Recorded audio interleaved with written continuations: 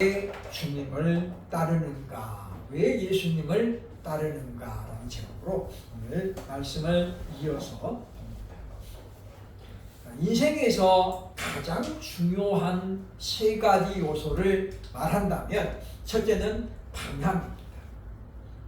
어떤 방향으로 달려가는가에 따라서 우리 인생은 달라지죠. 또 하나는 바로 스피드입니다. 얼마나 빠른 속도로, 어떤 속도로 가는가가 중요하죠. 그러니까 우리가 목회자들도 마찬가지입니다. 방향을 잘 정해놓고 속도 조절을 잘 못하면 병이 난다거나 교회를 일찍 접게 돼요. 그러니까 우리가 보면 막 오래만 하고 내가 끝낼 것처럼 어떻게 보면 조급하게 하는 분들이 가끔씩 있습니다. 그냥 교회 개척하자마자 그냥 40일 철야, 또 끝나면 또 40일 철야, 막 이렇게. 그러면 사람이 골병 들어요, 골병 들어. 또 이게 사람은 밤에 자고 낮에 일해야 되는데 40일 철야를 하면 잠은 언제 자겠어요? 오전에 내 자는 거예요. 제 후배가 안산에서 교회 개척을 해가지고 40일 철야를 하더라고요. 근데 정말 밤 12시부터 오전 5시까지 5시간을 꼬박 하는 거예요. 그리고 40일 끝났는데 일주일 쉬고 나서 제2차 40일 철야를 또 하는 거예요. 그랬더니 당장에 주위에서 민원이 들어오는 거예요. 왜냐? 막 음악기도 크게 틀어놓고 막 이렇게 밤에 하니까 밤에는 소리가 빨리 전달되잖아요. 낮에는 잘 안 가도. 왜냐하면 낮에는 여러 가지 소리가 합치니까 그런데 밤에는 다 자는 시간이니까 지하실이지만 소리가 어떻게 울려 나가는 거예요. 자려고도 막 쥐라 막 이러니까 사람들이 놀래가지고 그래서 민원이 들어가는 거예요. 그래서 제가 그렇게 하지 말라고 그랬거든요. 목회는 우리가 하나님 앞에 갈 때까지 해야 되는데 이렇게 막 조절을 안 하면 안 된다. 이분은 막 개척을 했으니까 열정을 막, 그리고 그렇게 안 하면 안 될 것 같은, 그리고 그렇게 하나님이 사람을 구름대처럼 보여줄 것 같은 보낸 그런 어떤 때문에 막 그랬는데 결국 거기서 1년 하고 교회 옮겼어요. 부흥이 잘 돼가지고요. 아니, 민원이 계속 들어가가지고. 그래가지고 교회를 옮겼는데 교회를 2년마다 한 번씩 옮겨가더라고요. 봉천동으로 갔다가 저기 청량리 밑에 그 위에 무슨 동네 거기로 갔다가 언제는 또 성수동으로 갔다가 이렇게 되니까 무슨 문제가 생기냐면 사람들 사이에 저 교회 무슨 비지고 댕기나 도망 댕기나 왜 이렇게 이사를 자주 가 교회가 이렇게 되는 거예요. 그러니까 이 너무 우리가 속도 조절을 못해도 문제가 생겨요. 그죠? 100m를 달리는 선수하고 마라톤 선수하고는 어떻게 해요? 조절이 속도가 달라야 돼요. 100m 선수는 그야말로 죽기 살기로 그냥 여기 땅 하고 뛰어야잖아요. 그죠? 근데 마라톤은 그렇게 하면 안 돼요. 마라톤은 그렇게 하면 어떻게 해요? 가다가 쓰러지는 거예요. 그래서 우리가 인생은 멀리 보고, 그래서 우리가 속도 조절을 해야 된다. 지금은 내가 전심전력을 할 때인가 아니면 지금은 좀 숨고르기를 할 때인가. 그 다음에 세 번째가 뭐예요? 목적이에요. 물론 방향하고 조금 비슷하죠. 그죠? 그러나 내가 왜 이 방향으로 속도를 조절해서 가야 하는가, 그게 목적이거든요. 그러니까 우리는 그러기 때문에 보면 이 방향도 중요하고 스피드도 중요하지만 목적이 중요해야 된다라고 하는 것입니다.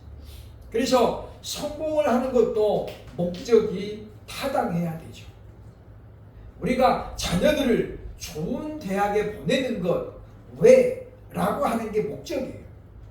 그것이 잘못되면 문제는 심각해진다라고 볼 수 있습니다. 그 신앙생활도 마찬가지죠. 왜 예수님을 우리가 따라가고 있는가? 무엇 때문에? 예수님의 제자들은 대부분이 어떻습니까? 일부는 정치적인 목적 때문에 따랐죠. 대표적인 사람이 가룟 유다이고. 그러니까 이 예수님의 제자들 처음에는 그렇게 오해했어요. 그래서 하루는 예수님이 길 가는데 제자들끼리 다툼이 났죠, 그죠? 예수님이 요한과 야고보의 어머니가 예수님을 찾아와가지고 주님, 주의 나라가 임하시면 내 아들을 주의 우편에, 한 아들은 좌편에 앉게 하옵소서. 그러니까 그 어머니는 예수님을 어떻게 본 거예요? 정치적인 마음으로 본 거죠. 그래서 예수님이 이 땅에 왕이 되면 우리 아들을 하나는 좌의정에, 하나는 우의정에 앉게 해주세요. 왜 영의정은 앉게 했을까요? 그 어머니도 보니까 뭐 베드로가 제일 무덤이거든요. 그래서 그 자리는 비워둔 거예요. 그러니까 우리가 그때 제자들이 어떻게 논쟁이 벌어지죠, 그죠? 그래가지고 누가 높으냐 이것이 이제 벌어졌어요. 그러니까 그 일부 제자들은 뭐 예수님을 이렇게 정치적인 목적을 가지고 따랐기 때문에 실패한 거예요. 나중에 그들이 이제 성령 체험한 후에 달라졌음을 보여주고 있습니다. 코로나 발생하기 전에 부산 경남 지역에서 기독교 단체에서 여론조사를 했어요. 그죠? 당신은 왜 사십니까? 라는 질문이에요. 그러니까 믿는 자들도 있고 안 믿는 자들도 있고 그냥 불특정 다수에게 질문을 던졌어요. 1등이 뭐였습니까? 마지못해 삽니다. 아무런 인생에 낙이 없다는 거예요. 그냥 마지못해 살죠. 두 번째가 뭐예요? 그냥 삽니다. 눈 뜨니까 사는 거고 눈 떴으니까 하고 살아가는 거고. 세 번째가 뭐예요? 더 웃기죠, 그죠? 죽지 못해 삽니다.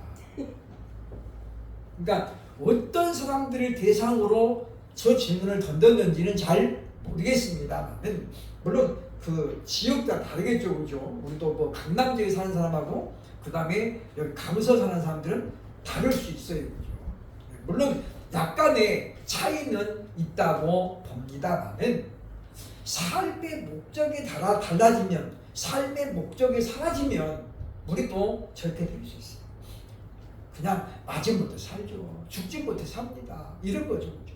그러니까 우리는 그러기 때문에 삶의 목적이 분명해야 됩니다. 그래서 우리가 돈을 버는 것도 목적이 있어야 되고, 그냥 무조건 부자 되고 싶어, 그런 거는 좀 의미가 없잖아요, 그죠? 왜냐? 그건 완성이 없기 때문에. 완성. 우리들도 예수님을 내가 왜 따르고 있는지 이 시간 우리가 함께 봐야 될 것입니다. 예수님은 자신을 찾아서 동분서주하는 무리들을 보면서 그들에게 칭찬하지 않았죠. 그러니까 왜냐? 그들은 예수님을 따라하는 목적이 예수님이 기대하는 것과 달랐어요. 마찬가지입니다. 오늘도 우리가 정말 우리는 무엇 때문에 예수님을 따라가고 있는가를 봐야 되겠다. 그래서 우리가 분명한 목적을 설정하고 따라가는 그런 시간이 돼야 되겠다라고 하는 것입니다. 22절, 24절은 무리들의 열심을 지금 소개하죠. 바로 하루 전날 오병이의 기적을 경험한 군중들은 온통 이제 뭐예요? 예수님에게로 시선을 주고 있는 거죠. 이제 우리가 그토록 기다렸던 만왕의 왕이 오셨다. 그래서 지난주에 뭐라고 그래? 그들이 바로 이는 그 선지자입니다. 뭘 보고요? 표적해가는 걸. 그래서 표적을 보고 예수님을 믿고 표적을 보고 예수님에 확신을 갖는 것은 그것은 뭐예요? 불확실하다. 왜냐? 표적을 구하는 사람들은 계속해서 표적을 구해요. 그러니까 한 번 보였으면 되는데 또 다른 표적을 자꾸 요구하죠. 그래서 예수님은 너희가 내게 표적을 구하지만 요나의 표적 말고는 보여줄 것이 없다. 그 말은 요나의 표적 그거 하나면 예수님이 이 땅에 오신 목적을 충분히 설명하고 있다는 거예요. 그러니까 우리가 왜 성경이 66권으로 끝났을까? 그건 뭐냐면 이 66경만 가지고도 우리가 하나님을 아는데 조금 더 부족함이 있다는 거예요. 다시 말하면 우리는 하나님을 이 성경에서 소개되고 있는 것만 알아도 우리가 신앙을 전하는데 어떻게 해요? 하나도 지장이 없다는 거예요. 그리고 우리가 은사도 마찬가지고 은혜도 마찬가지다. 하나님에 대한 지식도, 그리고 우리는 이 성경 안에서만 우리가 풍성하게 누리면 되는데, 사람들이 욕심이 많아가지고 어떻게 해요? 성경에 없는 것들 자꾸만 추구하는 거예요. 투시의 은사. 하나님, 제가 저 사람을 그냥 다 눈만 마주쳐도 저 속에 뭐가 있는지 다 알게 하여, 이런 거 우리가 구하는데 그거 본인이 못 견뎌요. 그죠? 못 견뎌. 왜냐? 다 보이잖아요. 정말 거룩한 장로님도 보니까 막 지나게 보니까 뭐 룸사는가 사이고 이게 다 보이거든요. 그러니까 그런 거 우리가 안 구해야 돼. 제가 여러 번 소개했는데, 제가 고등학교 다닐 때 제가 글씨를 중학교 때부터 제가 펜글씨를 배워가지고 필체가 좋다는 말을 제가 많이 들었거든요. 근데 유일하게 저보고 야 그게 글씨냐? 이랬던 분이 한 분 있어요. 그분이 무슨 말이냐면, 제가 이게 요즘 말로 하면 그 붕서체라고, 붕서체, 그런 글씨를, 붓글씨를 제가 배웠기 때문에 차트를 쓸 때도 제가 붓글씨체로 썼어요. 그때 목사님 보시고 야 이 차트에는 그런 글씨체 쓰는 게 아니야, 그런 의미로 그렇게 마셨던 분인데, 이분이 구하지도 않았는데 투시의 은사가 있었던 거예요. 그래서 헌금봉투식을 들고 김한부회장 11조 하면 이게 이 양반이 지난주 일주일 동안 뭐 했는지 어디 갔는지가 헌금봉투 보면 다 보이는 거예요. 저는 그거 그냥 그렇게 믿거든요. 그래서 이분이 헌금봉투 하다가 어떻게 해요? 막 힘든 거예요, 너무나. 그래서 주일날 대표교들을 빼기 시작하는 거예요. 장모님, 저 장모님 지난주에 안 됐네, 빼.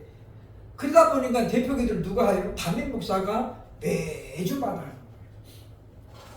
오후에 저녁 예배도 기도 시킬 사람이 없는 거예요. 왜? 김집사 했더니 막 김집사도 뭐 이렇게 대판 부부가 싸워가지고 뭐 사네 못 사네 그랬대. 그게 보이는 거예요. 그러니까 어떻게 해요? 그래 나중에는 교회가 어떻게 되냐면 담임 목사 한 사람밖에 안 나가요. 목사님이 설교할 수가 없어요. 헌금 봉투를 보면 어떻게 막 이게 넘어오려고 그러고, 그래가지고 어떻게 해요? 하나님 앞에 보니 때를 썼대. 하나님 제가 언제 이거 보여달라고 한다겠냐고. 하나님 저 제명에 못 쓰겠습니다. 성도들이 흠없는 사람이 하나도 없는데, 그건 자기도 알죠, 그죠? 그래서 내가 너무 힘듭니다. 하나님 다시 거두어가달라고. 그렇게 때를 썼는데 하나님이 나중에는 그것을 소멸하셨어요. 근데 그게 우리가 성경에 없는 것들은 그게 성령이 주시는 은사인지 마귀가 주는 은사인지 구분을 해야 돼요. 왜냐? 모든 은사는 목적이 분명해요. 바로 뭐예요? 교회를 유익하게 하고 교회에 덕을 세우게 해주시는 거예요. 근데 이분은 그 은사를 받고 나서 어떻게 너무 자기가 괴로운 거예요. 또 성도들도 어떻게 자꾸만 판단을 하게 되는 거예요. 안 해야 되는데 저거 장로 가면 안 돼. 내년에 장로 치워야지. 이렇게. 그러니까 사람이다 보니까 그게 되는 거죠. 그러니까 우리가 그분이 그러는 거예요. 우리가 성경에 나오는 은사만 사모해도 세상을 뒤집어 엎는다는 거죠. 그러니까 존 칼빈이 그분이 무슨 은사가 막 여러 가지 있었던 게 아니고, 칼빈은 지혜의 말씀의 은사가 있었고 그리고 예언의 은사가 있었던 사람이에요. 그분이 무슨 뭐 신유의 은사가 있고 그랬던 적 없거든요. 그런데 그 두 가지 은사를 가지고 할 때는 어떻게 해요? 교회를 뒤집어 놨잖아요. 종교개혁을 통해서. 그러니까 우리는 한 가지 은사라도 우리가 정말 하나님이 주신 그 의도대로 사용을 하면 우리 어떻게 돼요? 세상을 바꿔놓을 수 있는 사람이 된다는 거죠. 근데 우리는 뭐예요? 깊이 있게 안 들어가고 자꾸만 어떻게 양만 추구하는 거예요. 하나님 저에게도 이것도 주시고 저것도 주시고 그러다 보니까 어떻게 결국 우리가 수박 겉핥기식이 돼요. 그러니까 하나님에 대해서 깊은 교제가 안 이루어지고 뭐만 하는 거예요? 흉내만 내다가는 거예요. 흉내가. 그러다 보니까 뭐예요? 열매가 맺어질 수가 없다라고 하는 것입니다. 그래서 우리는 우리가 성경에서 말하고 있는 그것만 우리가 사모해도 충분하다라는 겁니다. 벳세다 광야에서 디베랴를 건너 가버나움까지 무리들이 예수님을 찾아갑니다. 2018년도 4월에 갈릴리 호수의 정확한 크기가 공표가 됐죠. 그죠? 그러니까 예수님 시대하고 좀 다르죠. 보면 동서 길이가, 남북 길이가 21km예요. 21km. 길이가, 그러니까 21km. 뭐 이런 석촌호수가 아무리 커도 석촌호수가 이쪽 끝에 저쪽 끝에까지 한 5km 좀 됩니다. 그러면 뭐 어떻게 해요? 4배가 크다는 거죠. 석촌호수 가보셨죠? 양쪽으로 나눠져 있잖아요. 거기도 엄청 넓잖아요. 근데 거기에 4배 정도 크다고 보면 돼요. 동서의 길이가 12km, 면적이 160km죠. 그러니까 그래서 이제 갈릴리는 호수라고도 하기도 하고 바다라기도 해요. 근데 보면 이렇게 이제 약간 이렇게 이렇게 모름모글로 돼 있거든요. 이렇게 갈릴리 호수 모양이. 그러니까 갈릴리 호수가 이렇게 여러 지역에 걸쳐 있죠. 그러니까 갈릴리에서 보면 갈릴리 호수가 되고, 그 다음에 보면 디베랴라는 동네에서 보면 디베랴 바닷가가 되는 거고, 또 가버나움에서 보면 가버나움엔 또 다른 명칭이 되는 거예요. 그러니까 우리가 보면 우리 지도에 보면 동해가 있고 서해가 있잖아요. 그죠? 동해 바다는 그냥 여러 그쪽에 다 걸쳐 있는 거죠.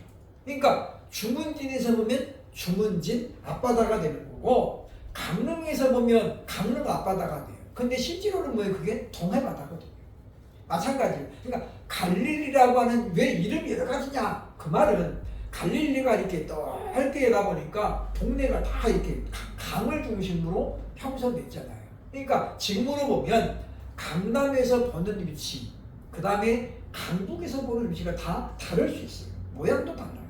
그래서 갈릴리는 이와 같이 여러 개의 이름을 갖고 있다고 볼 수 있다라고 하는 것입니다. 그래서 이제 군중들은 이 넓은 호수를 돌아서 예수님을 지금 찾아갔다라고 지금 말해주고 있다고 하는 것입니다. 그래서 이들은 마침내 가버나움에 가서 예수님을 만나죠.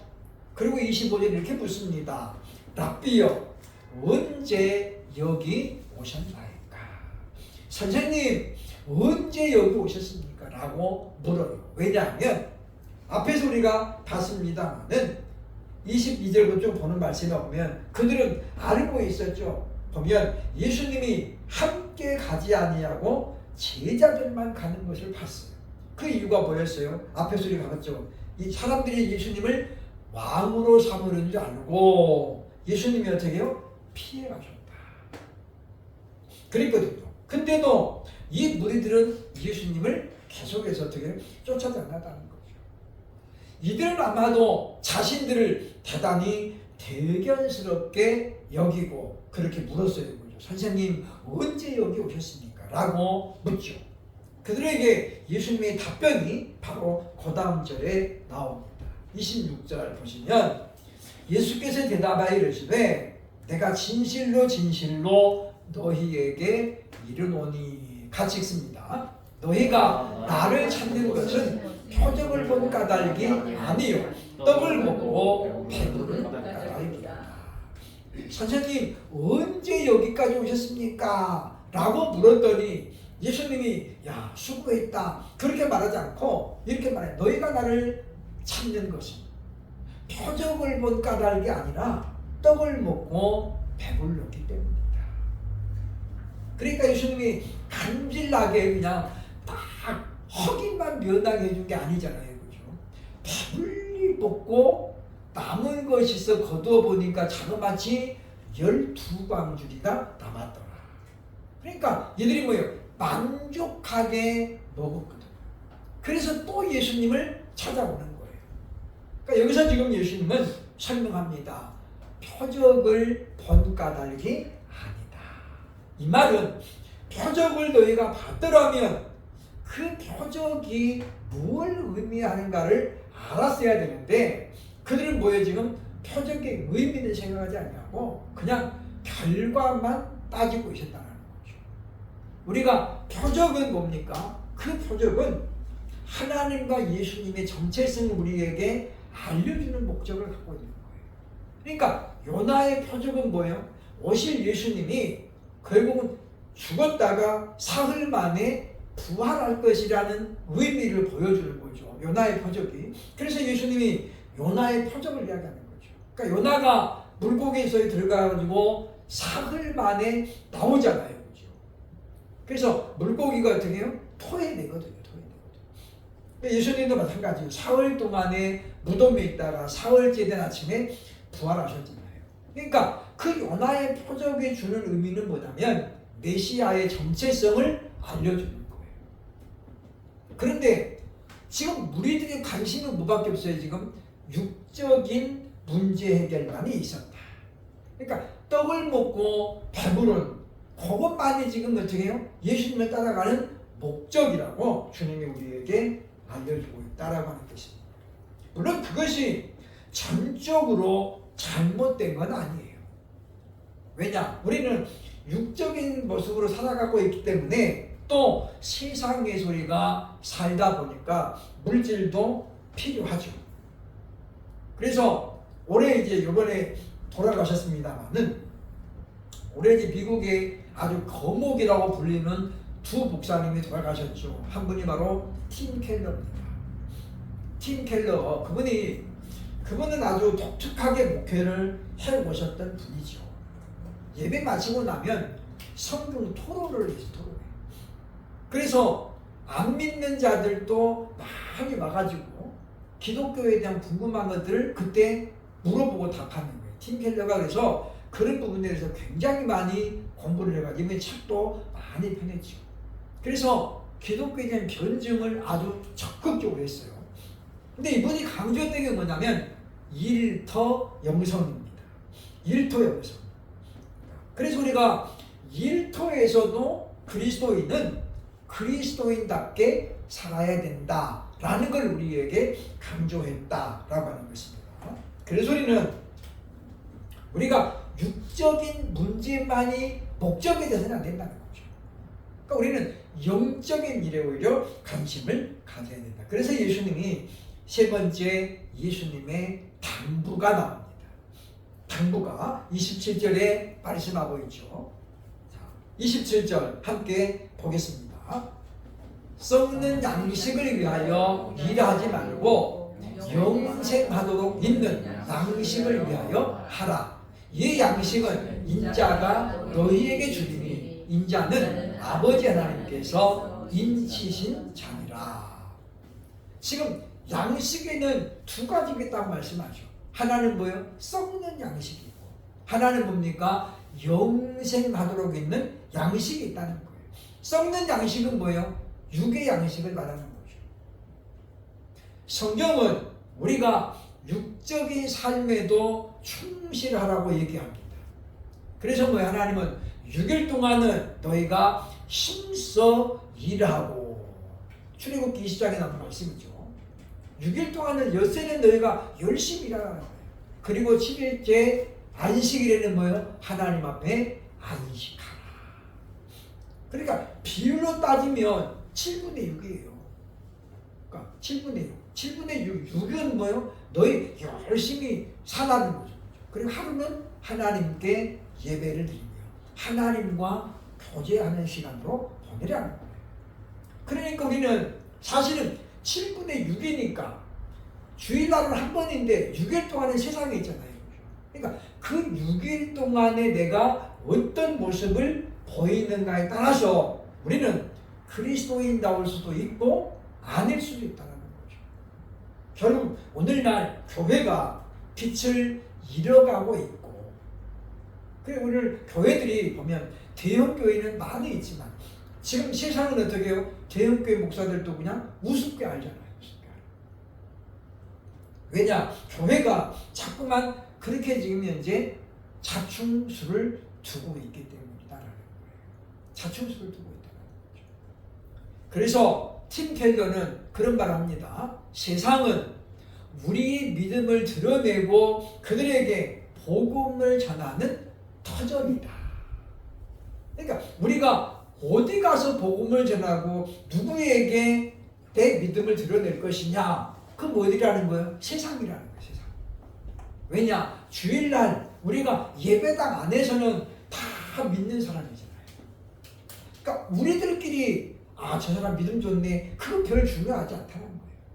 오히려 어디 가세요? 일터에서, 가정에서, 사회에서 그 모습이 진짜라고 설명을 합니다. 그러니까 그것이 뭐냐면 빛과 소금의 역할이라는 거죠. 예수님은 너희는 세상의 빛이요 그랬잖아요. 그 세상이 코스모스거든요. 코스모스인데 우리 이 세상, 그러니까 온 세상의 소리가 빛이 돼야 되고 소금의 역할을 해야 되는 것이, 그것이 뭐예요? 지금 하나님 나라 백성의 본질이라는 거예요. 본질. 그러니 우리가 세상 사람들로부터 인정받아야 된다는 거죠. 신명기 1장과 2장에 보면 모세가 이제 자신이 걸어온 여정을 백성들 앞에 이렇게 쭉 이렇게 수례를 합니다. 과거를 40년 동안 돌아보면서 출애굽돼 가지고 지금 쭉 간단하게지만 설명을 하거든요. 그죠? 왜냐? 거기 모여 있는 사람들 중에 지금 다수는 어떤 사람들이요? 출애굽의 역사를 모르는 사람들이에요. 왜냐? 그 사람들은 다 죽었잖아요. 그죠? 그래서 그 사람들은 광야에서 태어난 사람들이 훨씬 많죠.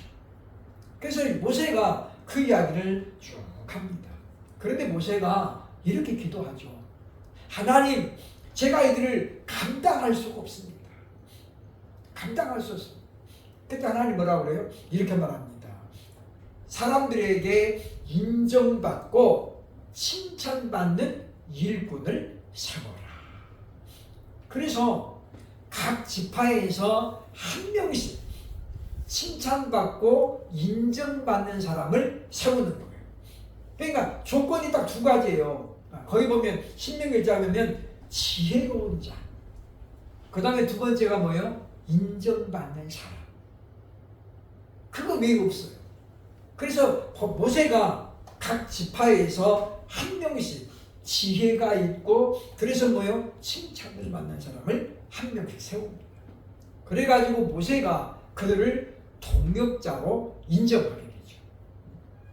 그러니까 우리들도 우리가 교회 공동체 안에서야 너무나 우리가 잘 알잖아요.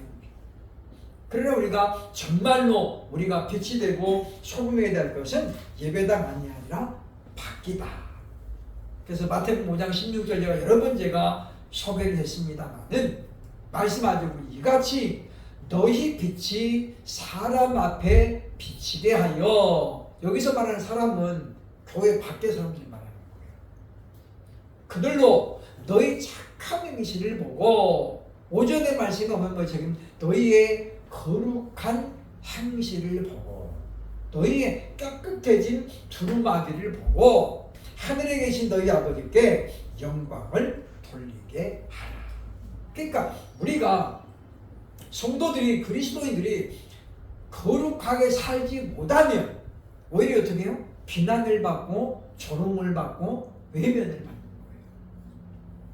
거예요. 제가 감화를 갔다 오면서 그런 말씀 제가 드렸습니다만은, 감화에 지금까지도 복음률이 높은 이유는 뭐냐면 초창기부터 그들이 온전히 변화된 모습을 보였기 때문이죠. 그러니까 그 전등사에서 평신도 대표를 했던 사람이 예수를 믿고 어떻게 해요? 뒤집어지죠. 그래가지고 강화 군수가 되고, 그래서 이분이 교회를 나가게 되니까 사람들이 어떻게 해요? 그 대단한 사람이잖아요. 그죠? 전등사가 뭐 우리나라에서 절 중에서도 아주 굉장히 특별한 그런 절이라고 하는데, 그러니까 거기 평신도 대표가 말하자면 예수를 믿었으니 얼마나 막 그야말로 쇼킹한 거죠. 그래서 우리가 그런 어떤 변화를 보여줘야 결국은 전도는 열매를 맺는다고 봅니다. 볼 수 있다라고 하는 것입니다. 그래서 우리는 이제 우리가 영의 양식을 위해 일해야죠. 6일 동안 우리가 육의 양식을 열심히 일했다면 일곱째 날은 뭐예요? 영의 양식을 위해서 일해야 됩니다. 이 양식은 예수님께로부터 주어진다라고 말씀. 그게 뭐예요? 하나님의 말씀. 그러니까 이 말씀을 들음으로 믿음이 자라고 성장한다라고 지금 예수님이 우리에게 알려주고 있다라는 거죠. 그래서 보면 이 양식은 인자가 너희에게 주리니, 이 11절에 말씀하죠. 그러니까 우리는 이 말씀에 대한 우리 자세가 분명해야 돼요. 시몬 베드로는 베드로서 2장 2절에서 이렇게 말합니다. 봅니다. 시작. 갓난 아기들 같이 순전하고 신령한 저들 사모하라. 이는 그런 말미암아 너희로 구원에 이르도록 자라게 하려 함이라. 여기서 지금 두 가지를 말하는 거예요. 하나는 뭐예요? 하나님의 말씀, 영의 양식은 신령한 거라는 거예요. 신령한 거. 그리고 이 영의 양식으로 말미암아 우리 믿음이 자라야 된다는 거죠. 자라야 된다는 거예요. 구원에 이르도록 자라야 된다라고 우리에게 말씀합니다. 그래서 바울이 보면 이제 베드로는 그 다음 절에서 이렇게 설명합니다. 베드로서 3장 18절 봅니다. 시작. 오직 우리 주 곧 구주 예수 그리스도의 은혜와 그를 아는 지식에서 자라가라. 영광이 이제야 영원한 날까지 그에게 있을지어다. 여기 보면 그를 아는 지식에서 자라가라.